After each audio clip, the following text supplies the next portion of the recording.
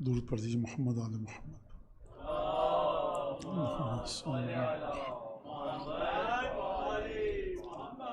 اعوذ باللہ من الشیطان الرجیم، بسم اللہ الرحمن الرحیم۔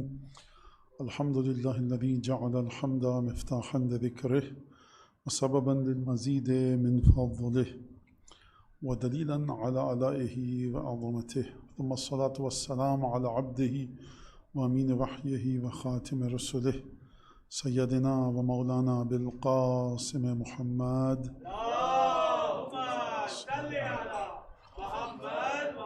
وعلی اہل بیتہ الطیبین الطاہرین الذین اذھب اللہ عنہم الرجس وطہرہم تطہیرا۔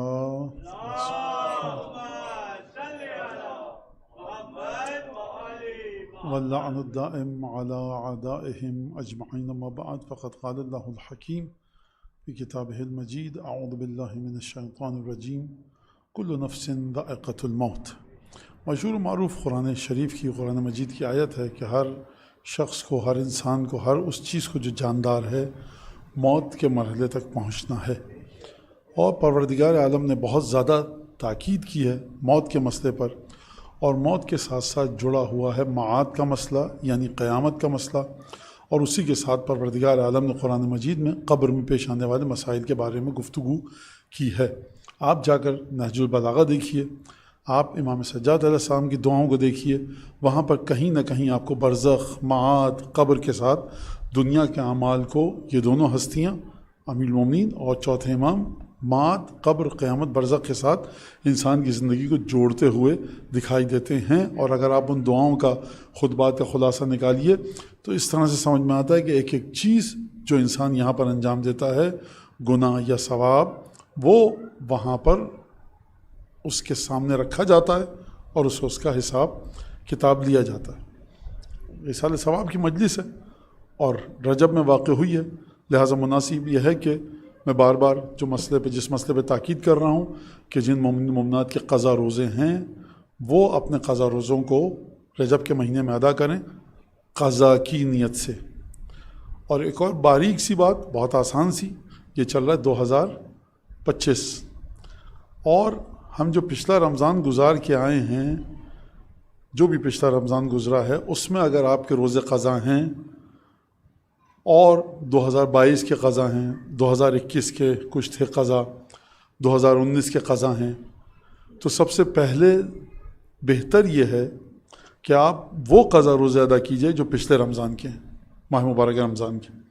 کیونکہ اگر یہ والا ماہ مبارک رمضان آ گیا، آپ 2019 کے، 2023 کے قضا روزے ادا کرنے میں مصروف رہے، اور یہ جو رمضان المبارک ابھی آنے والا ہے آ گیا، اور آپ نے پچھلے رمضان کے قضا روزوں کو ادا نہیں کیا، اور یہ رمضان آ گیا، تو پھر آپ کے اوپر ہر روزے کے عوض اس کے بدلے میں 750 گرام آٹا، گندم، دال، چاول، غلہ، اناج، یہ بھی آپ کو دینا پڑے گا۔ لہٰذا اگر 750 گرام سے بچنا ہے تو سب سے پہلے پچھلے سال کے روزوں کو ادا کیجیے، جو پچھلے سال کے روزے ہیں، جو ماہ مبارک ابھی گزرا ہے۔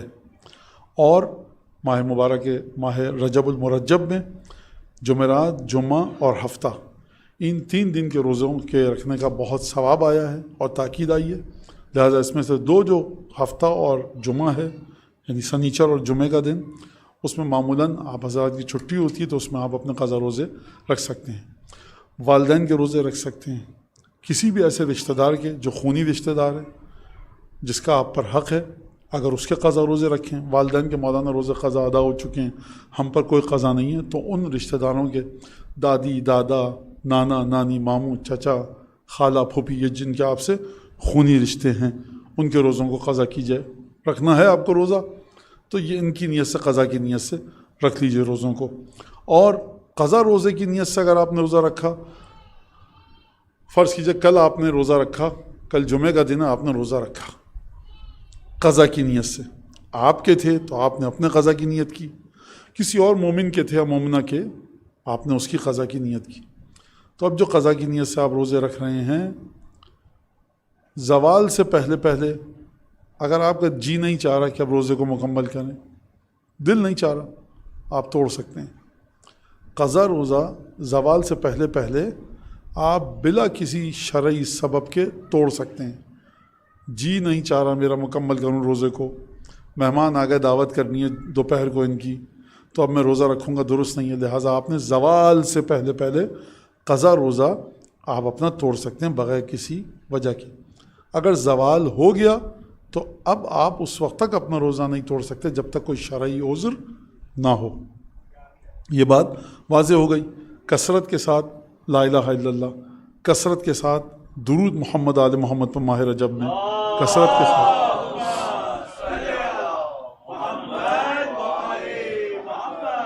عمرہ، معصومین کی قبر کی زیارت، اس کی بہت زیادہ تاکید ہے. اور معصومین میں بھی حضرت 8ویں امام رضا علیہ السلام کی زیارت کی بھی تاکید آئی ہے.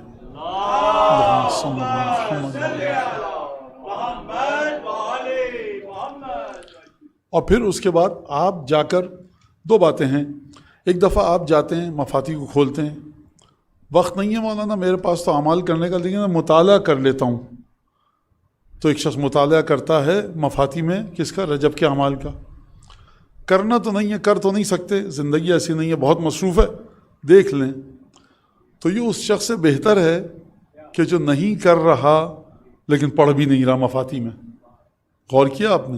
یعنی انسان کو ایک دفعہ وہ دیکھے کتاب کو کھول کر، خود اپنی روح کے قلب پہ جو زنگ لگ جاتا ہے وہ خود مفاتی کو کھول کر دیکھے کون کون سے عمل ہیں. کرنا نہیں ہے مجھے کوئی عمل، تو میں عمل کو پڑھوں دیکھوں. یہ خود انشاءاللہ کے مطلوب ہے پروردگار ہے کہ مطالعہ کرنا کہ اہل بیت نے ہم سے کن کن چیزوں کا مطالبہ کیا ہے، طلب کیا ہے ماہ رجب میں. ایک چیز یہ. دوسری چیز میں پہلے بھی عرض کیا کہ قل هو اللہ کی تاکید آئی ہے بہت زیادہ کثرت سے پڑھنے کی، 10,000 1,000 یا 100 دفعہ. پورے رجب میں آپ تقسیم کیجئے کہ آپ جب رجب کا جب چاند دکھے شعبان المعظم کا تو آپ کی 10,000 مکمل ہو چکی ہو، یا 1,000 یا 100. یہ ایک تاکید ہے. دعاؤں کو آپ جا کر دیکھیے. دعائیں جو ہمارے پاس ماہ رجب میں آئی ہیں ان میں 2 طرح کے مضمون ہیں جن پر تاکید کی گئی ہے. ایک تو یہ کہ پروردگار عالم کے ساتھ ہمارا تعلق کیا ہے، پروردگار کی طاقت، قدرت، توانائی، پروردگار کتنی مشکلات سے ہم کو نکال سکتا ہے، یہ دعاؤں میں آپ کو دکھے گا. دوسری چیز اہل بیت علیہم الصلاۃ والسلام کے مقامات اور فضائل آپ کو دکھیں گے. وہ زیارت اگر آپ مفاتی میں جا کر دیکھیں، الحمدللہ الذی اشہدنا مشہد اولیائہ، ان الفاظ کے ساتھ شروع ہوتی ہے، تو اس کے جملے جا کر دیکھیے. حتیٰ عجیب جملہ ہے اس کے اندر کہ تمام کے تمام کام جو انجام پا رہے ہیں اس کائنات میں وہ آپ کی برکت سے انجام پاتے ہیں، اور جو شکستہ ہڈی ہے وہ بھی جو جڑتی ہے وہ برکت اہل بیت سے جڑتی ہے.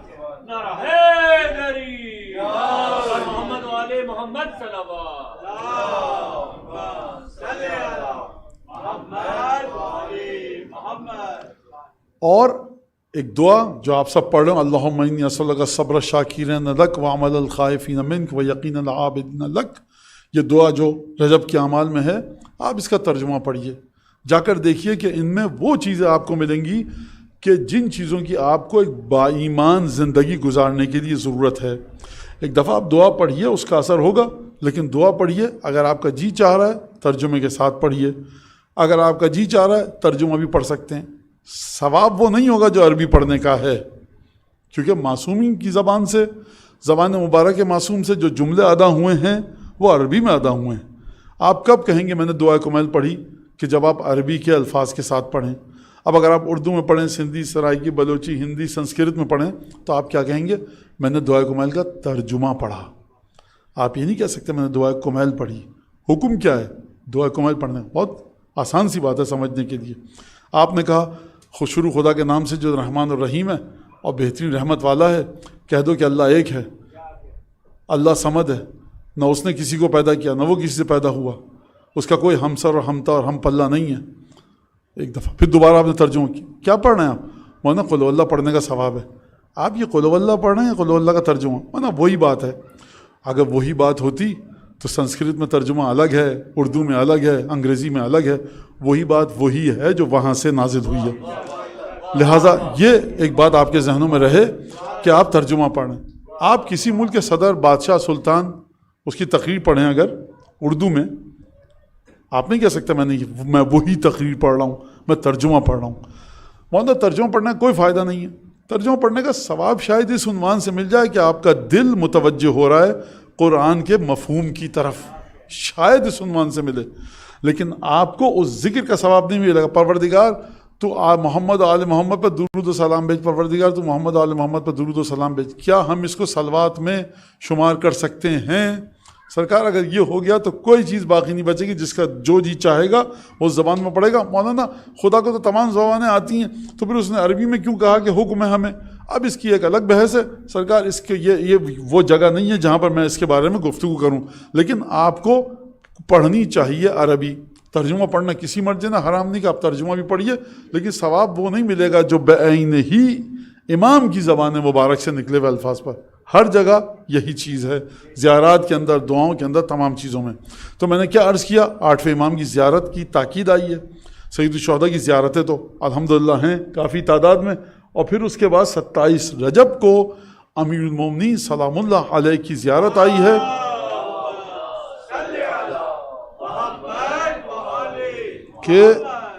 کہ جو ہمیں حکم ہے کہ ہم 27 رجب کو، جو کہ شب بعثت ہے، یعنی پہلی وحی نازل ہوئی، اس میں وہ زیارت ہے. روزے پہ گفتگو ہوئی، دعاؤں کے بارے میں نے اشارہ کیا، اور جا کر آپ دیکھیے گا کہ دعائیں کس انداز سے ہیں، اور معصومین کے فضائل اور معصومین کی کرامتوں کا کس طرح سے ذکر کیا گیا ہے. اور پھر اس کے بعد جو 2 امام ہیں، حضرت امام محمد تقی اور حضرت امام علی النقی علیہ السلام، ان کے وسیلے سے دعا مانگنے کا حکم دیا گیا. میں عرض کر رہا ہوں کہ وقت ہے، اگر دن میں کئی دفعہ کوشش کیجئے کہ مفاتی کو کھول کر دیکھیں، اور مفاتی کے اندر جو چیپٹر ہے رجب کی دعاؤں کا، اس کو جا کر دیکھیے اس میں کیا چیز ہے. مطالعہ کرتے رہیے، دعاؤں کا نہ پڑھیے، مطالعہ کیجئے، دیکھیے کیا کیا اذکار آئے ہیں. اس صلوات کا، اس استغفار کا میں نے ذکر کیا کہ جس کو پڑھنے کے بعد آپ صدقہ دیجئے تو اس کا ثواب آپ کے سامنے ہے. ایک تو یہ چیز. دوسری چیز یہ کہ روزے کا میں نے ذکر کر دیا. اب یہ جو ہمارا موضوع ہے موت کے سلسلے میں، اس پہ ہم آتے ہیں. چھٹے امام سے ایک روایت نقل ہے اصول بحر الانوار میں. تو مولا وہاں فرماتے ہیں کہ گزشتہ نبیوں میں سے ایک نبی کے پاس ان کی امت کے لوگ آئے اور کہا، یا نبی اللہ ادعو لنا ان یرفع عنا الموت. یا نبی اللہ آپ خدا سے دعا کیجئے، ہم مرنا نہیں چاہتے، موت کو ہمارے سماج سے خدا اٹھا لے، موت ختم ہو جائے. اس زمانے کے نبی نے دعا کی، ان کے درمیان سے موت ختم ہو گئی، کوئی نہیں مر رہا.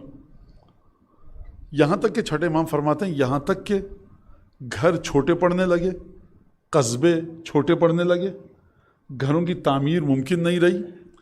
اور یہاں تک کہ جب ایک شخص گھر سے نکلتا تھا تو اسے اپنے باپ کی بھی خدمت کرنی پڑ رہی ہے، دادا کی بھی، دادا کے والد کی بھی، پردادا کی بھی، پردادا کے والد کی بھی، یہاں تک کہ ان کا منہ دھلا رہا ہے، ہاتھ پیر دھلا رہا ہے، ان کو نہلا رہا ہے، دھلا رہا ہے، تمام کے تمام کام. اور یہ مردوں کے حوالے سے، خواتین کے حوالے سے، جو خاتون ہیں اپنی، ان کی مائیں اور دادیاں اور نانیاں، وہ سب کی سب موجود ہیں. سمجھ میں نہیں آ رہا کہ زندگی کو چلائیں کس طرح سے، زندگی کو سمیٹیں کس طرح سے. ایک عجیب مصیبت میں آ گئے وہی لوگ جو کل تک کہہ رہے تھے کہ موت کو ہمارے درمیان سے پروردگار اٹھا لے. انہوں نے کہا، یا نبی اللہ دعا کر سکتے ہیں کہ آپ ہم کو اسی حالت پہ پلٹا دے. لہٰذا انسان ایک دفعہ یہ سوچتا ہے کہ ہمارے گھر میں کیوں موت واقع ہو گئی. حتیٰ بعض لوگ یہ کہتے ہوئے دکھتے ہیں کہ ہمارا گھر رہ گیا تھا. دیکھیے مشہور و معروف ہے، جب احمد مرسل نہ رہے کون رہے گا. خداوند تبارک و تعالیٰ نے ایک نظام کو رکھا ہے، اس موت کو سبب بنایا کہ اگر موت نہ ہوتی تو پروردگار عالم کا خوف نہ ہوتا، اگر موت نہ ہوتی تو معاد کا ڈر کسے ہوتا، اگر موت نہ ہوتی حساب کتاب کا خوف کسے ہوتا. لہٰذا قرآن مجید میں رسول خدا کی زبانی لسان مبارک رسالت سے، امیر مومنین کی زبانی امام سجاد، تمام کے تمام ائمہ معصومین نے کس طرح سے موت کا ذکر کیا. اور عجیب جملہ ہے، چھوٹی سی نصیحت ہے، پہلے بھی پڑھ چکا ہوں یہاں سے، کفا بالموت واعظہ، موت کافی ہے نصیحت کے لیے. ایک جو امیر مومنین کا ایک خطبہ ہے وہ میں آپ کے سامنے پیش کروں گا. ایک درود پڑھ دیجیے ذرا محمد آل محمد.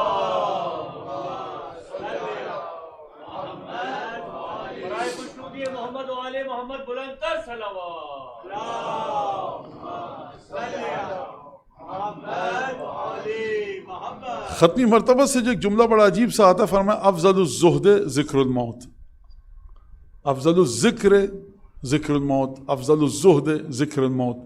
بہترین جو زہد ہے وہ موت کو یاد رکھنا ہے، بہترین جو ذکر ہے وہ موت کا ذکر ہے. رسول خدا جو فرما رہے ہیں موت کا ذکر، اس کا مطلب یہ نہیں کہ آپ تسبیح ہاتھ میں لے کے الموت الموت الموت الموت پڑھتے رہیے، بلکہ ہر مرحلے پر جب انسان کوئی کام کرے تو اسے موت کا خیال رہے.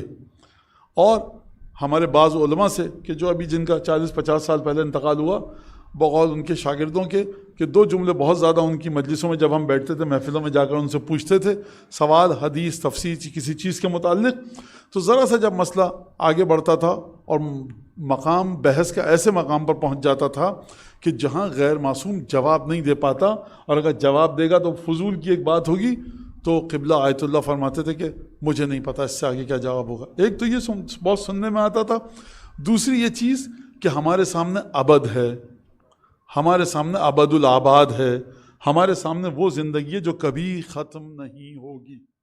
یہ ایک بڑی عجیب چیز ہے اگر انسان سوچ لے. اور یہ جو عمر پروردگار عالم نے دی ہے، جو کہ امام علی نقی اور امام محمد تقی علیہ الصلوۃ والسلام سے جملہ نقل ہوا ہے، کہ جہاں پر مولانا نے فرمایا الدنیا سوق ربح فیہا قوم وخسر آخرون. دنیا بازار ہے، اس میں لوگ آتے ہیں، کچھ فائدہ اٹھا کر بیچتے ہیں اور خرید و فروخت کرتے ہیں، اور کچھ گھاٹے میں.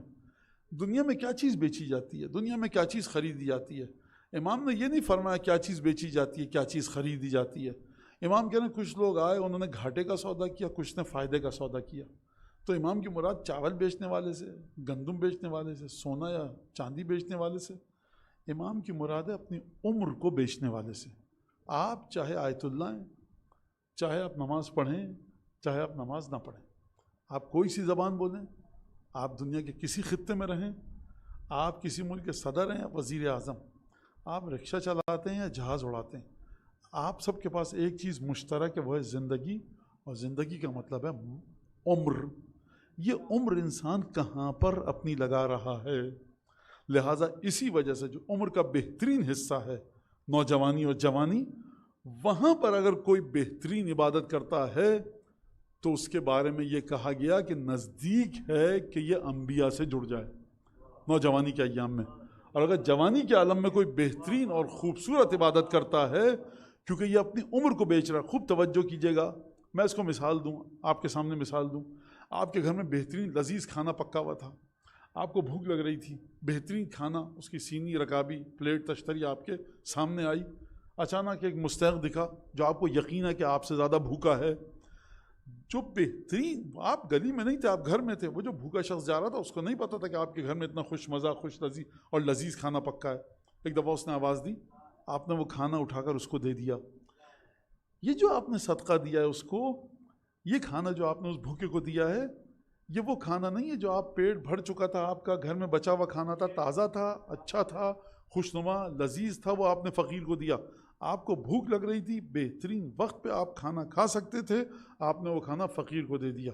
لہٰذا وہ نوجوان بچے اور بچیاں، یا جوان بچے اور بچیاں ہمارے، کہ جو نوجوانی کی عمر میں ہیں، جوانی کی عمر میں ہیں، اگر وہ اس وقت اپنی عمر بیچیں گے امام زمانہ کو، اگر وہ اپنی عمر بیچیں گے پنجتن کو، تو اب یہ وہ عمر نہیں ہے جو 60 65 70 برس کا ضعیف العمر شخص عبادت کرے. اب 60 65 70 برس کا بوڑھا دیوار سے پھان کے کسی گھر میں کود نہیں سکتا، وہ سڑک پہ سینہ تان کے چل نہیں سکتا، وہ کسی کا گریبان پکڑ نہیں سکتا. اگر اس نے ایسی حرکت کی تو کوٹ کے رکھ دیں گے سڑک پہ لوگ. پھسل جائے بوڑھا شخص تو اٹھا نہیں سکتا کوئی. اب آپ میں طاقت نہیں رہی، اب آپ گناہ سے کنارہ کش ہوئے، ثواب ہے، ثواب ہے. لیکن وہ شخص کہ جس نے نوجوانی اپنی عبادت میں گزاری، اور چھٹے امام فرماتے ہیں کہ عبادت میں نہیں، خوبصورت عبادت میں گزاری. لہٰذا یہ جو اعمال ہو رہے ہیں، عبادتیں ہو رہی ہیں، نماز، روزہ، عزاداری، سینہ زنی، یہ تمام کی تمام چیزیں جس میں اس طرح سے کہا جائے کہ نوجوان آئیں، تو آپ نوجوانوں کو ایک ماحول فراہم کر رہے ہیں. تو ہوگا کیا جو نوجوان نوجوانی میں خوبصورت عبادت کرتا ہے؟ چھٹے امام نے فرمایا خدا بڑھاپے میں اسے، اب آپ سے سوال کرتا ہوں، نوجوانی میں جو نوجوان عبادت کرتا ہے خوبصورت، چھٹے امام فرما رہے ہیں خوبصورت عبادت، خدا اسے بڑھاپے میں کیا دے گا؟ میں آپ سب کو پیپر دیتا ہوں، کاغذ اور پینسل دیتا ہوں، آپ لکھیں مولانا ہماری دانش میں خدا یہ دے گا. خدا وہ دے گا، خدا فلاں چیز دے گا. بہت سی چیزیں خدا دے سکتا ہے. کیا دے گا خدا؟ امام نے فرمایا بڑھاپے میں کس چیز کی ضرورت ہوتی ہے انسان کو کہ اپنی زندگی کے فیصلوں کو درست طریقے سے انجام دے. بڑھاپے میں انسان کو ضرورت ہوتی ہے کہ جب لوگ اس سے مشورہ مانگنے آتے ہیں تو وہ لوگوں کی ہدایت کر سکے. اب وہ بڑھاپے کا نا کھیل کود کی عمر نہیں رہی. جو جوانی میں اچھی طرح خوبصورت طریقے سے عبادت کرتا ہے، چھٹے امام فرما رہے ہیں منحہ اللہ، خدا اس کے بڑھاپے میں اسے عطا کرتا ہے الحکمت، حکمت عطا کرتا ہے، سوجھ بوجھ کی طاقت عطا کرتا ہے. حکمت وہ صفت ہے جو مخصوص ہے انبیاء سے، اور حکمت وہ صفت ہے کہ جو مخصوص ہے اولیاء سے. حکمت حاملان قرآن سے مخصوص ہے. پروردگار عالم کا نام حکیم ہے، لیکن نوجوانی کے عالم میں جو عبادت کرے گا اور پھر اس کے بعد بڑھاپے تک وہ عبادت کرتا رہے، پھر وہ تمام چیزیں آپ کو پتہ ہے، میں اس طرف نہیں جا رہا، بات طویل ہو جائے گی. لہٰذا امام نے جو فرمایا کہ دنیا بازار ہے، کسی نے گھاٹا اٹھایا، کسی نے فائدہ پایا. کس نے گھاٹا لیا؟ جس نے اپنی عمر کو برباد کر دیا. اور کس نے فائدہ اٹھایا؟ جس نے اپنی عمر کو صحیح دام پر بیچا. قیمت کیا ہے جنت کی؟ امیر المومنین فرماتے ہیں، سفینۃ البحار میں شیخ عباس قمی نے نقل کیا ہے اس حدیث کو، فرمایا، اور اصول کافی میں بھی مجھے جہاں تک یاد آ رہا ہے یہ حدیث ہے کہ دیکھو اعلیٰ آگاہ رہو، تمہاری جانوں کی قیمت کیا ہے. میری جان کی قیمت کیا ہے؟ آپ کی جان کی قیمت کیا ہے؟ آپ کی زندگی کی قیمت کیا ہے؟ فرمایا کہ جان لو کہ تمہاری جانوں کی قیمت جنت ہے. فلا تبیعوها بغیرہا، اپنی جان کو، اپنی زندگی کو، اپنے نفس کو، اپنی عمر کو جنت کے بغیر کسی چیز کے لیے مت بیچنا. مشکل بات ہے، مشکل مرحلہ ہے کہ کس طرح سے انسان نکلے. پورا ماہ مبارک ایک محنت کی جاتی ہے. آپ لوگ عبادت، جوشن کبیر، جوشن صغیر اور دعا افتتاح قرآن، عید کا دن آتا ہے، بچے بچیاں ہمارے اب اس سے فرار نہیں ہیں، ان کے ہاتھ میں موبائل فون ہے. مجھے کہا گیا مولانا ایک بڑی بری ہے مسئلہ، گانا بجانا، موسیقی، آدھا گھنٹہ 1 گھنٹہ. یقین کیجئے کہ ممبر وقت نہیں ہے یہاں پر، اور نہ اس پہ گفتگو کی جا سکتی ہے. نفسیاتی لحاظ سے، سماجی لحاظ سے، مذہبی لحاظ کی بات نہیں کر رہا، سماجی اور مذہبی لحاظ سے موسیقی کیا برائی ایجاد کرتی ہے انسان کی روح اور نفس میں. یہاں پر یہ مسئلہ بالکل میرے سامنے واضح ہے، اور آپ کے سامنے بھی. جو آپ حضرات کہتے ہیں وہ عجیب سی بات ہے، لیکن حلال موسیقی، حرام موسیقی، تو وہ اپنی جگہ پر درست ہے. لیکن یہ چیز اور اس کو دیکھنا، اور کئی گھنٹے انسان بیٹھا رہتا ہے. اگر اس سے کہہ دیا جائے کہ صاحب فرض کیجئے کہ آپ 1000 دفعہ قل اللہ پڑھ لیجئے، میں نہیں پڑھوں گا، وقت نہیں ہے، ٹائم لگتا ہے، کون بیٹھا رہے. لیکن میں ایک دفعہ دیکھوں گا، 4 گھنٹے بعد اٹھوں گا، کہوں گا اور 2 موویز دیکھ لی اور 20 گانے سن لیے. کیا میں نے بیچا اپنی عمر کو؟ کہاں پر میں نے بیچا؟ کچھ تو فائدہ ہوتا.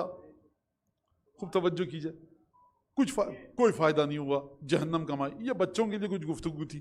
لہٰذا اپنے آپ کو اگر یہ بچے ہمارے اور بچیاں صفائی، پاکیزگی، طہارت کی طرف لے کر جائیں گے تو ان کو لطف آئے گا عبادت میں. ہم لوگ یہاں ممبر پہ بیٹھے ہوتے ہیں اور اوپر سے دیکھ رہے ہوتے ہیں.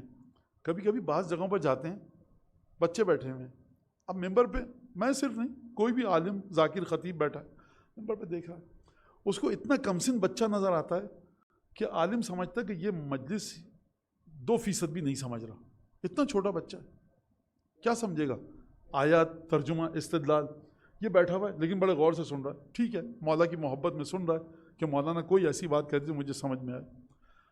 لیکن سرکار جب مصائب کا وقت آتا ہے اتنے عجیب انداز سے روتا ہے کہ میں اپنی بات کروں، میں کبھی کبھی مجلس نہیں پڑھی جا رہی ہوتی کہ یہ بچے کس انداز سے رو رہے ہیں، چھوٹے چھوٹے، کیسے ان کے دل متصل ہوئے غم سید الشہداء سے.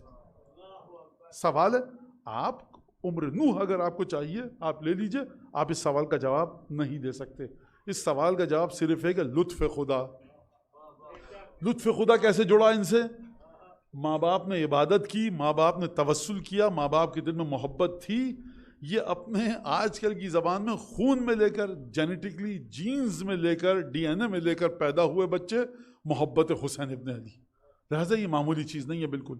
تو عبادت اگر انسان دیکھے اس عنوان سے انسان دیکھے کہ مجھے قبر و قیامت میں جواب دینا ہے اپنے خدا کا، یہ ایک پہلو بنتا ہے کہ انسان اپنی زندگی کو بہترین انداز سے گزارے۔ دوسرا پہلو یہ بنتا ہے کہ اگر میں اپنی زندگی کو خدا کے حکم کے مطابق گزاروں گا اور واجبات اور حرام کی پابندی کروں گا تو یقیناً میری اولاد میں یہ چیز آئے گی جو میرے مرنے کے بعد میرے لیے دعا کرے گی۔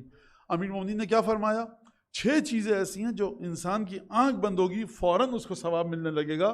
ان 6 چیزوں میں پہلی چیز ہے ولد صالح یستغفر اللہ، وہ نیک اولاد جو انسان چھوڑ کر جائے اس کے مرنے کے بعد اس کے لیے استغفار کرے۔ لہٰذا دینی تربیت سب سے پہلے ماں باپ کے کام آتی ہے، جب ان کی آنکھ بند ہوتی ہے فوراً ان کو یہ فائدہ پہنچاتی ہے۔ یہ ایک چیز۔ ایک اور چیز رجب کے حوالے سے کہوں، میں سوچ کے نہیں آیا تھا یہ بات جو اب کہنا، لیکن ذہن میں آئی، آپ سن لیجئے، 2-4 جملوں میں ختم کر دوں گا۔ رجب کے ایام میں نذر ہوتی ہے صاحب، زبردست طریقے سے، مومنین کو خدا برکت دے، چھٹے امام کی نذر کرواتے ہیں اور خدا آپ کے مال میں برکت دے، مومنین کو بلایا جاتا ہے۔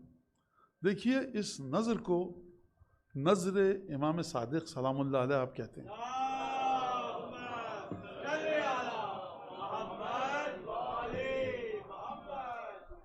اس کو برائے مہربانی نظر رحمان رہنے دیجئے، نظر شیطان مت کیجئے۔ مانا کیا مطلب؟ چھٹے امام کی نظر کیے۔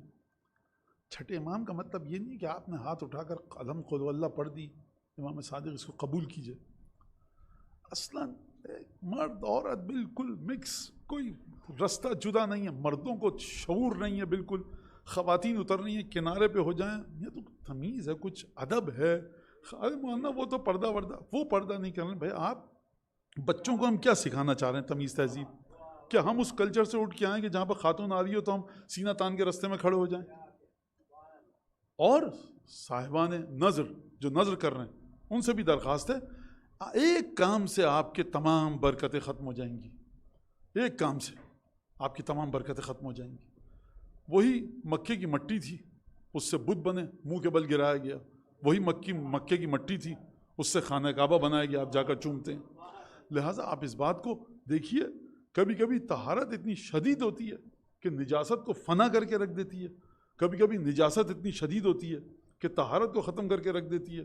اب اس کی مثال میں دوں آپ کو، آپ دیکھیے کربلا، اس میں وہ نجس خون بھی شامل ہوا جو دشمن خدا کا خون تھا۔ خوب توجہ کیجیے گا طہارت کی شدت کیا ہے۔ ایک دفعہ طہارت کی شدت ایسی ہوتی ہے کہ وہ تمام نجاستوں کو ختم کر دیتی ہے۔ کربلا میں نجس خون زیادہ بہا یا طیب و طاہر خون زیادہ بہا؟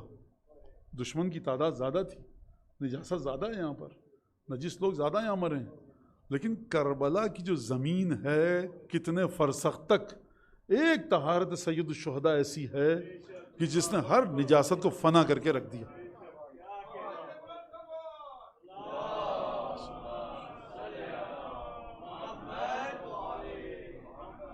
یہ ذات امام معصوم کی طہارت ہے۔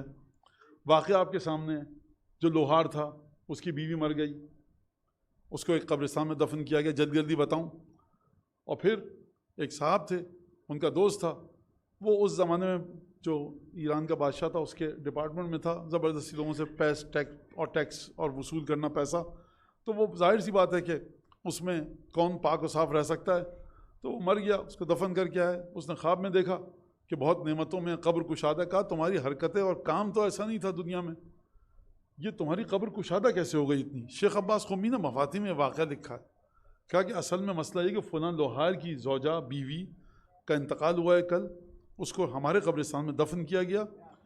کل جب اس کو دفن کیا گیا، خوب توجہ کے ساتھ سنیے گا، سید الشہداء اس کی قبر پر آئے ہیں۔ یعنی اس جملے کے بعد کوئی سید الشہداء کسی، یہ میں نہیں کہہ رہا کہ جناب فضہ تھی، وہ یہ میں نہیں کہہ رہا کہ جناب زینب سلام اللہ علیہ تھی، ان ہستیوں کی قبر پر آ جائیں مولا، ایک بہن ہے، ایک ماں کی کنیز ہے، تو اس میں کوئی اچنبے حیرت کی بات نہیں۔ ایک عام سے لوہار کی، اس کی بیوی، یہ چونک کے اٹھ گیا۔ یس کا واقعہ ہے، ڈھونڈتا ڈھانڈتا پہنچا لوہاروں کی جو بازار ہوتا تھا، جو سرائے ہوتی تھی مختلف پیتل والوں کی، چاندی والوں کی، سوناروں کی، لوہاروں کے پاس پہنچا، کہا فلاں لوہار، لوگوں نے بتایا وہاں پر ہیں، سلام علیہ کے بعد بیٹھے، کہا کہ آپ کی زوجہ کا انتقال ہو گیا؟ کہا جی۔ کہا کہ ایک سوال کروں آپ سے، آپ اجازت دیں گے؟ کہا فرمائیے۔ کہا آپ کی زوجہ ذاکرہ تھیں امام حسین کے مسائل کی؟ کہا کہ نہیں۔ مسجد سے پڑھتی ہیں؟ نوحہ مرثیہ؟ کہا نہیں۔ کہا بہت زیادہ کربلا جاتی تھیں؟ کہا کہ نہیں۔ اب جب 2-3-4 سوال کیے تو اس مرحومہ کے شوہر نے پوچھا کہ کوئی وجہ ہے جو آپ پوچھ رہے ہیں میری زوجہ کے بارے میں؟ کہا قصہ یہ ہے کہ پورا قصہ بتایا، میرا دوست اسی قبرستان میں جہاں آپ کی زوجہ تھی، آپ کی اہلیہ کو دفن کیا گیا، اور میں نے اپنے دوست کی کیفیت کو دیکھا تو بڑی بہترین کیفیت میں تھا، میں بڑا پریشان ہوں۔ پوچھا تو آپ کا نام لیا کہ آپ کی اہلیہ دفن ہوئی ہیں، تو میں پوچھتا پاچھتا آپ تک آیا ہوں۔ تو یہ ہمارے لیے بڑی حیرت کی بات ہے کہ سید الشہداء اور عالم برزخ سے خبر دے رہا ہے وہ۔ اچھا ہوا کیا جب سید الشہداء آئے تو اس شخص نے بتایا کہ سید الشہداء کے تشریف فرمائی کی وجہ سے اس قبرستان پر سے عذاب اٹھا لیا گیا، لہٰذا اس نے کہا نہیں یہ کام تو نہیں کرتی، نوحہ مرثیہ ذاکرہ کربلا کی زیارت کثرت سے نہیں کرتی تھی۔ کہا پھر؟ کہا زیارت عاشوراء پورے آداب کے ساتھ کبھی زندگی میں ترک نہیں کی۔ میں اس کی تشریح کر دوں اس واقعے کی، یہاں بات سید الشہداء تک نہیں پہنچی ہے ابھی۔ یہ مومنہ جو تھی، یہ مومنہ جو زیارت عاشوراء پڑھتی تھی، اس نے اتنی طہارت کمائی کہ سید الشہداء نے علم امامت کی بنیاد پر قدم رنجہ فرمایا اس قبرستان میں۔ یعنی اگر ایک عام مومنہ بھی ہو تو اس کے وجود میں اتنی نورانیت ہوتی ہے، سید الشہداء عالم خلد سے، عالم غیب سے اس مومنہ کے لیے دعا کر دیتے تو اس مومنہ کی قبر سے تمام تکلیفیں دور ہو جاتی۔ لیکن یہ زیارت عاشوراء کا جاذبہ ہے، کشش ہے کہ سید الشہداء کا وجود مبارک تشریف فرما ہوا، قدم رنجہ فرمایا، اپنے وجود سے مزین کیا اس مومنہ کی قبر کو۔ اچھا مولا آئے اس مومنہ کی قبر پر، بقیہ لوگوں کا کیا تعلق ہے؟ یہ ہے طہارت کی شدت، کیونکہ حسین ابن علی اس قبرستان کی نیت کر کے آئے ہیں۔ غور فرمایا آپ نے؟ اس قبرستان کی نیت کر کے آئے ہیں۔ کسی کے گھر میں سید الشہداء امام مجتبی تشریف فرما ہوں مدینے میں تو ضروری ایسا تھوڑی ہوگا کہ جس کمرے میں بیٹھے ہوں اس کمرے میں برکت ہو، وہ پورا گھر بابرکت ہوگا۔ ایک جملہ مجھے اور کہنے دیجئے، حضرت حر ابن یزید ریاحی کے سر اقدس پر جو رومال بندھا تھا، اس کے 4 یا 5 یا 10 دھاگے شاہ اسماعیل صفوی نے نکال لیے تھے جب قبر حضرت حر کی کھلی تھی۔ 400 سال پہلے کا واقعہ ہے، تو اس نے نکال دیے 4 دھاگے اور رومال اتارا، پہلے پھر رومال اتارا، خون بہنے لگا، اس نے کپڑوں کے پٹیوں پہ پٹیاں باندھی گئیں، خون نہیں رکا۔ بعض علماء سے پوچھا گیا، انہوں نے کہا یہی رومال جو نکالا یہی باندھو گے تو خون رکے گا۔ تو وہ جو سید الشہداء نے اپنے دست مبارک سے رومال باندھا تھا، جب بادشاہ نے دوبارہ رومال باندھا، خون رکا، بدن تر و تازہ۔ جناب حر ابن یزید ریاحی کا بادشاہ نے 8-10 دھاگے نکال دیے۔ اور ایک عالم کہتے ہیں کہ جو میری بیوی تھیں وہ شاہ اسماعیل صفوی کے خاندان سے تھیں، ان کو ورثے میں 3 دھاگے ملے تھے اس رومال کے، تو ہم شیشے کی ایک ڈبیا میں رکھتے تھے، جب تک وہ 3 یا 4 دھاگے ہمارے گھر میں رہے، نہ گھر میں بیماری تھی، نہ فقر تھا، نہ فاقہ تھا، نہ افلاس تھا، نہ بے برکتی تھی۔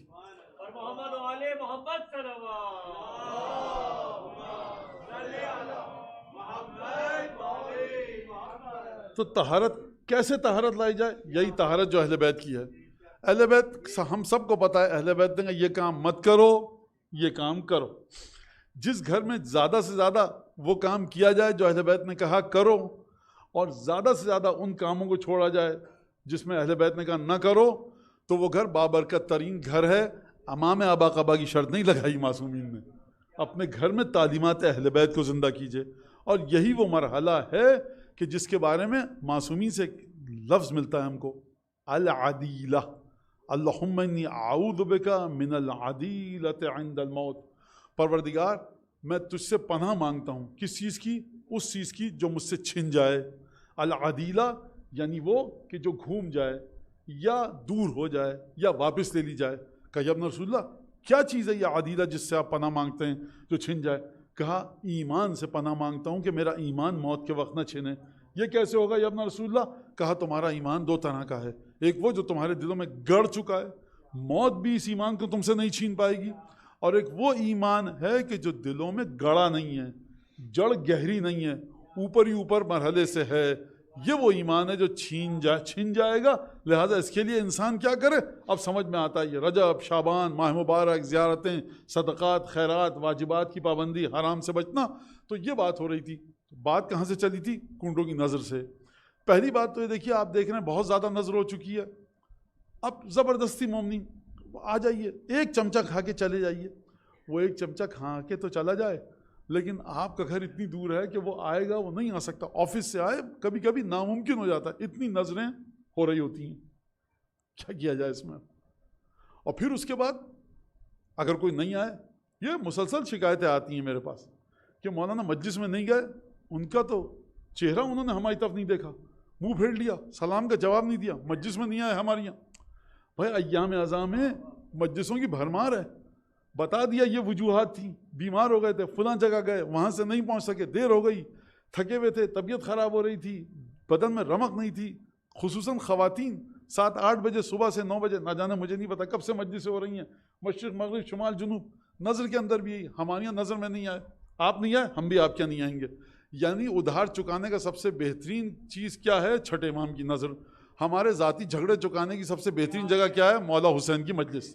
یہ کام مت کیجیے. جس نے آپ سے کہہ دیا، آپ نے سیدہ کے لیے فرض بچھایا، جو آ گیا نہیں آیا سید الشہداء، اس کے عذر کو قبول کر رہے ہیں. جو کہہ رہا ہے میں حسین ابن علی تمہیں چھوڑ کے جا رہا ہوں، مجھے چھوڑ کے جا رہے ہو، چلے جاؤ.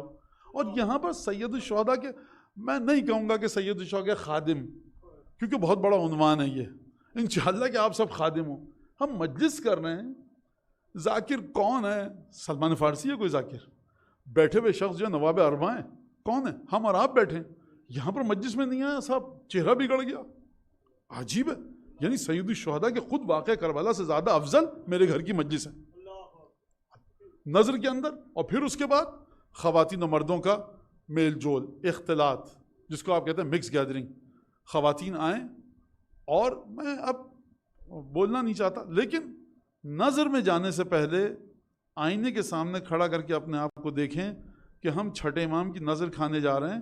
آپ کو آرائش کا حق ہے، زیبائش کا حق ہے، بہترین کپڑے پہنیے، جو کرنا ہے کیجئے، لیکن دیکھیے کہ اس طرح سے نکلیں گے کیا یہ بات مناسب ہے؟ برکت کو دیکھیے، برکت کو خوب توجہ کیجئے. آپ نے کبھی کوئی واقعہ نہیں سنا ہوگا کہ مدینے میں فلاں صاحب تھے، انہوں نے 20 اونٹ ذبح کیے، لوگ کھاتے رہے، ختم نہیں ہوئے، ختم ہو گئے. لیکن آپ نے واقعہ سنا ہوگا جناب امیر کا بہشتی کھانے کا، کہ قلیل ترین مقدار تھی لیکن ختم نہیں ہوا. یہ برکت ہے. یہ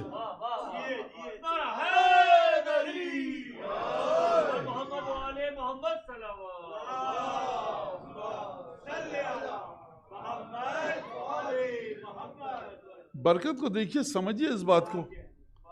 تو یہ جو طہارت ہے، یہ جو برکت ہے، اس کو گھر میں لانے کی کوشش کیجئے. یہ تمام چیزیں ہوں گی تو واقعاً انسان دیکھے گا کہ کس طرح سے. بہرحال اب اس وقت میں اس سے زیادہ آگے نہیں بڑھ سکتا. اور اگر بہت زیادہ نظر کا ہو جاتا ہے اہتمام اور ٹکرانے لگتے ہیں، ہمارے گھر میں بھی اتنے بجے، ان کے گھر میں بھی اتنے بجے، بڑا مشکل ہو جاتا ہے. تو اس کا ایک طریقہ یہ ہے کہ چھٹے امام سے اس کو منتقل کر کے چھٹے امام کے دادا کے پاس چلے جائیے.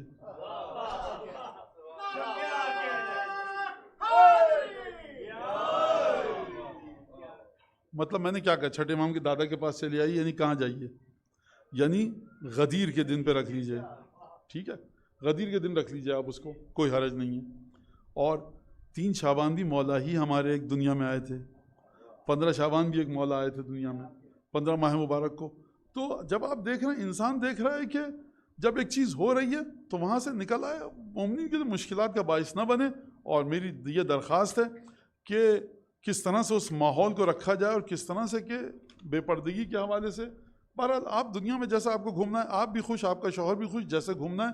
مولانا صاحب کی جرت نہیں ہے، ہمت نہیں کہ وہ کچھ کہیں، وہ آپ کی مرضی. لیکن بابا یہ نظر امام صادق ہے، لوگوں کو پتہ لگے کہ یہ جو خواتین نکل رہے ہیں، یہ اب میں کسی دوسرے مسلک کی عبادت گاہ کا نام نہیں لے سکتا کہ آج کل بہرحال وہ تاریخیں چل رہی ہیں اور انسان پریشان ہو جاتا ہے کہ اتنا جم غفیر فلاں سڑک پہ کیسے پتہ چلتا ہے کہ آج فلاں تاریخ ہے.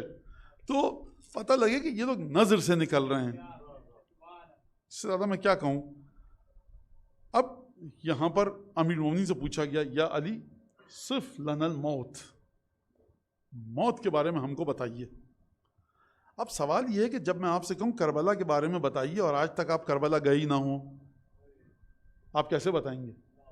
میں آپ سے کہوں نجف کے بارے میں بتائیے، آپ کہ مولانا ہم نجف گئے نہیں ہیں. اب اگر کوئی مجھ سے کہ مولانا ہمیں موت کے بارے میں بتائیے، تو میں نہج البلاغہ کھنگالوں گا حدیثیں. مولانا بتائیے آپ موت، ابھی تک آپ نے موت کا مزہ نہیں چکھا. میں کہوں گا چکھ لیتا تو یہاں نہیں ہوتا. لہٰذا موت وہ چیز ہے کہ جس نے دیکھ لیا وہ بتا نہیں سکتا، اور جو بتا رہا ہے وہ فضول بات کر رہا ہے، جھوٹ کہہ رہا ہے. 14 5 12 ہی شخصیات ایسی ہیں جو موت کے بارے میں گفتگو کریں تو کوئی نہیں کہتا کہ آپ تو زندہ ہیں، آپ نے تو موت کا مزہ نہیں چکھا. تو لہٰذا یہ وہ ہستیاں ہیں جو دنیا میں رہتے ہوئے وہاں کی بات کر سکتی ہیں، اور بڑی بڑی زبانیں تالو سے چپک جاتی ہیں جب یہ گفتگو کرتے ہیں.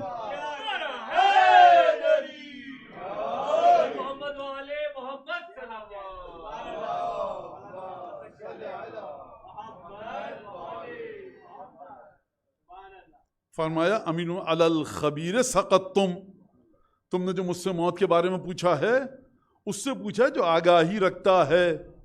کیا مطلب ہے اس جملے کا؟ ادھر ادھر جا کے کسی اور سے مت پوچھنا. جو خود نہیں، جس کو خود کچھ نہیں سجھائی دے رہا، وہ کیا دوسروں کو آنکھیں دے گا.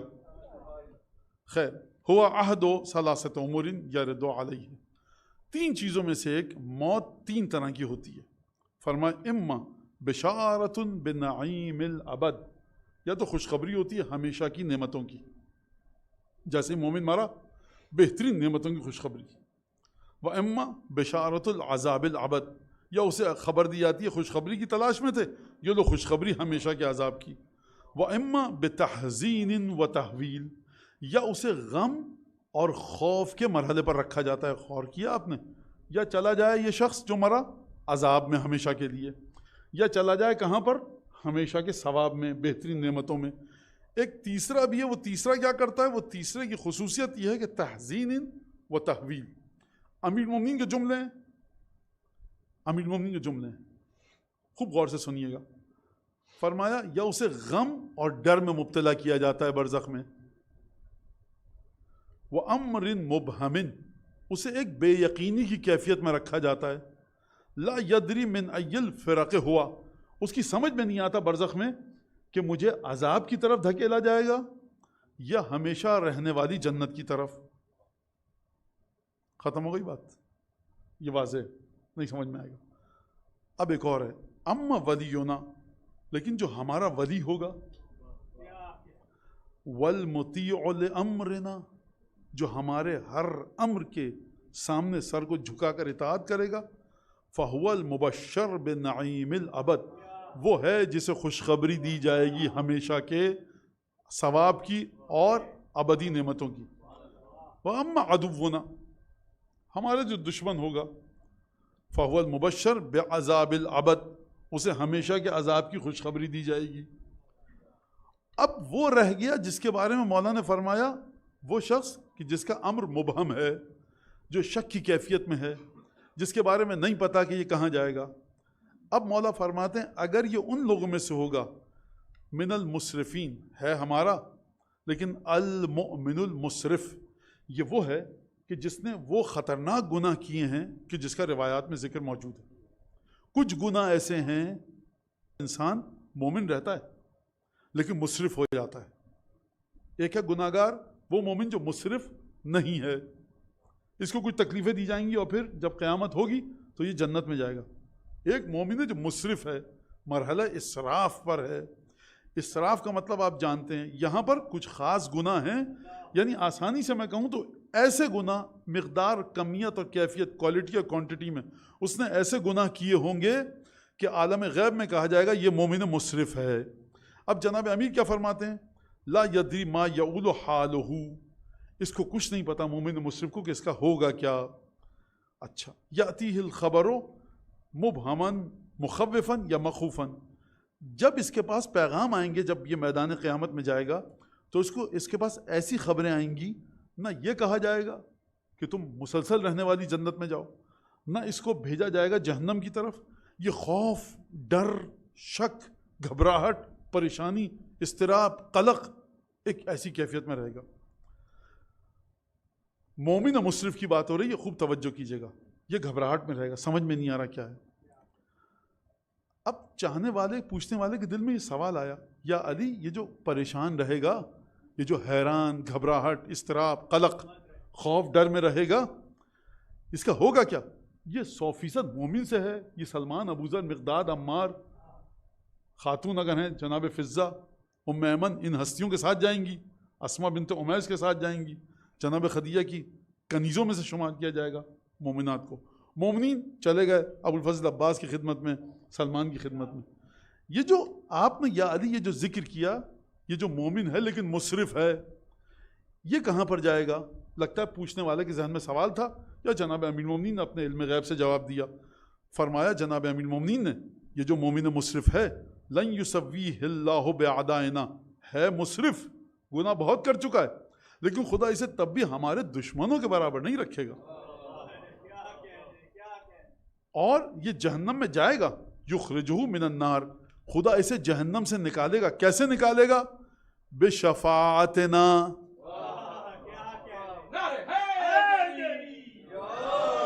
فَاعْلَمُوا وَأَطِيعُوا، دیکھو سمجھ لو میری اس بات کو. مولا فرمائے وَأَطِيعُوا، اطاعت کرو، وَلَا تَتَكَلَّمُوا، خبردار جس چیز کے بارے میں علم نہیں ہے اس کے بارے میں گفتگو مت کرو. وَلَا تَسْتَصْغِرُوا عُقُوبَةَ اللَّهِ، اور اللہ کے عذاب کو چھوٹا مت سمجھو. فَإِنَّا مِنَ الْمُسْرِفِينَ، کیونکہ جو مومن ہوگا، مصرف ہوگا، اس میں سے کچھ ایسے ہوں گے من لا يلحقه شفاعتنا، کہ جس تک ہماری شفاعت نہیں پہنچے گی. پھر دوبارہ دہراؤں، پھر تکرار کروں، مومن ہے، مصرف ہے. بعض جو مومن اور مصرف ہوں گے اس روایت کے مطابق لا یلحقہ شفاعتنا، ہماری شفاعت اس تک نہیں پہنچے گی. مومن ہے، مصرف ہے، ہماری شفاعت نہیں پہنچے گی. کب پہنچے گی؟ الا بعد عذاب 300,000 سنہ، 3 لاکھ سال کے بعد، جلنے کے بعد ہماری شفاعت اس تک پہنچے گی. مولانا تو اہل ولایت ہے ہم تو. دیکھیے صاحب، جس کی ولایت ہے نا وہ کہہ رہا ہے، یہ میں نہیں کہہ رہا. مولانا تو پھر ہم تو، اس کا مطلب کیا ہے؟ تو ہم تو سمجھ، آپ یا میں یا کوئی بھی، وہ مومن ہے، مولا کا چاہنے والا ہے، 14/5/12 کا ماننے والا ہے، لیکن یہ انسان دیکھے کہ گناہ اتنے تو نہیں کہ مصرف ہے. اگر مصرف ہے تو وعدہ امیر المومنین کا یہ ہے. مولانا جناب امیر المومنین ہم کو معاف نہیں کروا سکتے، اس دنیا میں ہمیں اسراف کے مرحلے سے نکال نہیں سکتے. بات اس روایت میں یہ نہیں ہو رہی کہ جناب امیر المومنین کیا کر سکتے ہیں اور کیا نہیں کر سکتے. بات یہ ہو رہی ہے کہ یہ جو مومن مصرف ہے اس کا حشر یہ ہوگا. غور فرمانے آپ کے نہیں فرمانے، تو روایت نے جو بات کری ہے اس کو سمجھیے. اور یہی رجب، شعبان، ماہ مبارک، یہ تمام کی تمام چیزیں اسی لیے ہیں. بہرحال سوز اور سلام جو پڑھا گیا وہ حضرت ابو الفضل عباس کا پڑھا گیا، وہ جو باب شفاعت معصومین ہے. اس لیے ادب کا تقاضا یہ ہے کہ میں مولا کی بارگاہ میں چند جملے آپ کے سامنے پیش کروں، اور وہ یہ کہ سید الشہداء فرزند ہیں جناب امیر المومنین کے. امیر المومنین اسد اللہ الغالب، اشجاع العرب، امیر المومنین لا فتح الا علی کے مالک. اور وہ شجاعت عالم ظاہر میں، علم الہی میں ویسی شجاعت کسی کے پاس ہے نہیں. ائمہ کے پاس بھی جو شجاعت اور بہادری آئی ہے وہ ورثہ ہے جناب امیر المومنین کا. لیکن کبھی کبھی ایک بڑا دردناک پہلو یہ ہے کہ امیر المومنین اتنے بہادر ہونے کے بعد، خوب توجہ کیجیے، کون ادیب نے بھی طالب ہے جو فرمایا اپنے بارے میں کہ لا تزیدنی کثرت الناس حولی، عزا ولا تفرقهم عنی وحشتا. لوگ اگر مجھے اکیلے چھوڑ کے چلے جائیں مجھے رتی برابر گھبراہٹ نہیں ہوگی. اگر پوری دنیا کے لوگ میرے گرد آ کر گھیرا ڈالنے کہ یا علی ہم آپ کے ساتھ ہیں میری رتی برابر عزت میں اضافہ نہیں ہوگا. یعنی جناب امیر کون؟ تم آتے ہو آ جاؤ میری عزت نہیں بڑھاؤ گے. چھوڑ کے جانا چاہتے ہو چلے جاؤ گھبراہٹ میں اضافہ مجھے رتی برابر گھبراہٹ نہیں ہوگی. لیکن مالک اشتر، عمار، مقداد، ابن التیہان، ذو الشہادتین، ان کو یاد کر کے جناب امیر المومنین کا دل تڑپ جاتا ہے کہ خطبہ موجود ہے کہاں ہے عمار، کہاں ہے ابن التیہان، کہاں ہے ذو الشہادتین. اپنے ساتھیوں کو یاد کر کے گویا مولا اپنے ساتھیوں کے مصائب پڑھ رہے تڑپ گئے اور کہا کہ آہ آہ شوقاً الی رب، کہاں ہیں؟ کتنا جی چاہتا ہے میرا کہ میں ان کو دیکھوں دوبارہ ان سے ملاقات کروں. یہ جناب امیر. تو مجھے آپ یہ بتائیے کہ وہ 32 برس کا بہادر نوجوان کہ جب اونٹ بٹھائے جاتے ہیں مورخین لکھ رہے ہیں ایک خوبرو دراز قد تنومند نوجوان ہے جو حسین ابن علی کی ہمشیرگان کے خیموں میں جاتا ہے. یہی بہادر دلیر نوجوان عجیب شجاعت کا پیکر عجیب خوبرو نورانی حسین کے خیمے میں جا رہا ہے. حسین جہاں موجود ہیں گھوڑے پہ بیٹھ کے خطبہ دے رہے ہیں یہ نوجوان پہلو میں کھڑا ہے. ایسا لگتا ہے کہ حسین ابن علی کی روح ہے جو حسین سے جدا نہیں ہو رہی. حسین کو کوئی کام ہوتا ہے اسی نوجوان کو بلا کے بات کرتے ہیں. سیدانیوں کے خیمے کہاں لگنے ہیں یہی نوجوان حکم دے رہا ہے. سیدانیوں کے خیمے میں بھی جا رہا ہے، زینب کبریٰ کے، سید الشہداء کے. یہ کون نوجوان ہے؟ کہا یہ حسین کا چھوٹا بھائی ام البنین کا بیٹا قمر بنی ہاشم ابو الفضل عباس. اب آپ مجھے یہ بتائیے کہ جب ابو الفضل عباس خیمے میں داخل ہوئے ہوں گے رخصت کے لیے تو کس قدر خیمے میں کوہرام مچا ہوگا کون اندازہ کر سکتا. اور اس کے بعد جو مشکیزہ دیا گیا، میں ایک جملہ پڑھوں گا شہزادے کی مصیبت اور مصائب کا اور پھر شہادت. جتنے بھی لوگ گئے نا کربلا میں لڑنے کے لیے سب اس ارادے سے گئے تھے کہ اب واپس نہیں آنا، میدان میں مر جائیں گے شہید ہو جائیں گے. یہ جو ام البنین کا چاند گیا ہے نا اس کے بڑے امتحانات ہیں. یہ جب گیا ہے نا شہید ہونے نہیں گیا. مولا حسین نے کہا پانی اگر لا سکتے ہو تو لے کر آؤ. اور دوسرا امتحان آپ جانتے ہیں اس شہزادے کا کیا ہے؟ اس شہزادے کا امتحان یہ ہے کہ ایک ہاتھ سے گھوڑے کی باگوں کو پکڑے، اسی ہاتھ سے علم کو سنبھالے، دوسرے ہاتھ سے تلوار چلائے اور دوسرے ہاتھ سے فاطمہ زہرا کی پوتیوں کے مشکیزے کو بچائے. اب مجھے بتائیے کہ ابو الفضل عباس کس انداز سے جنگ کرتے. یہی وجہ تھی کہ جب ام البنین کا چاند گھوڑے سے زمین پر آیا تو مولا حسین کو آواز دی یا خادر کا خواہ بھائی بھائی کی خبر لو. بس ایک دفعہ سید الشہداء کے الفاظ مقتل میں ملتے ہیں الان انکسر ظہری وقلت حیلتی. اے ابو الفضل عباس میری کمر کا سہارا چلا گیا. بس ایک دفعہ حسین ابن علی خون آلود علم کو لے کر خیمے کی طرف بڑھے. ننھی بچی دروازے پر کھڑے ہو کر انتظار کر رہی تھی کہ ابھی چچا پانی لائیں گے تو جام آپ سے سیراب ہو جاؤں گی. ایک دفعہ بچی نے دیکھا کہ خون آلود علم آیا. بچی آگے بڑھی، آگے بڑھ کر پوچھا یا ابا اینا عمی العباس، علم لے آئے علمدار کو کہاں چھوڑ کر آ. حسین ابن علی آگے بڑھے، عباس کے خیمے کا عمود گرا کر بتا دیا کہ جو اس خیمے میں سوتا تھا اب وہ دریا کی ترائی پہ سو چکا ہے. شام غریباں سے لے کر زندان شام تک اب کوئی مدد کو نہیں آ سکے گا. اللہ لعنت اللہ علی القوم الظالمین وسیعلم الذین ظلموا ای منقلب ینقلبون. آپ حضرات سے درخواست ہے کہ جو نام لے رہا ہوں سید نوکر حسین کاظمی، سید سجاد اکبر کاظمی، سید مشرف حسین کاظمی، سید قیصر عباس کاظمی، سید ناصر عباس کاظمی، سید شیر عباس کاظمی، سیدہ مستور اختر کاظمی، سیدہ نسیم نقوی کو پڑھ کر بخش دیجیے. اللہم بحق محمد وعلی محمد علیک صلی اللہ علی محمد وعلی محمد وعجل فرجہم اہلک عدوہم من الجن والانس من الاولین والآخرین واكفنا ما همنا وارزقنا العافية ووسع رزقنا وطول أعمارنا مع الصحة والسلامة في الجسم والروح. ربنا تقبل منا إنك أنت السميع العليم، وتب علينا إنك أنت التواب الرحيم، بجاه محمد وأهل بيته الأطيبين